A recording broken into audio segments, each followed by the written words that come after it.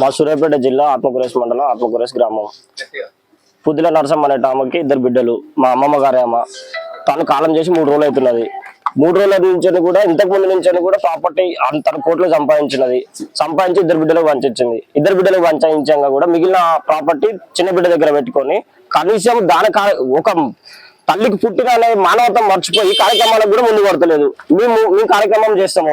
కార్యక్రమం చేసేటప్పటికి గ్రామ ప్రజలు కానీ లేకపోతే ఇంకా అధికారులు కానీ ఎవరన్నా ఉంటే మేము ఫ్రీగా ఏం చేయాలో చేస్తాము. మాకు వచ్చే ప్రాపర్టీస్ మేము ఆశిస్తలేము, మాకొద్దు కూడా. మేము గ్రామ పంచాయతీకి డొనేట్ చేస్తాం. మా అమ్మమ్మ పేరు చిరకాలం నిలబడాలనేది మా కోరిక. కోట్ల ప్రాపర్టీ, 3 కోట్ల ప్రాపర్టీ ఉన్నది.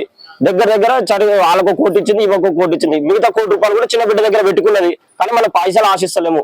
ఊరు డెవలప్మెంట్ కోసము మనం ఈ కార్యక్రమం ముందర పెడదామని చెప్పినా వాళ్ళు నిరాకరించి పైసల దగ్గర పెట్టుకున్నారు.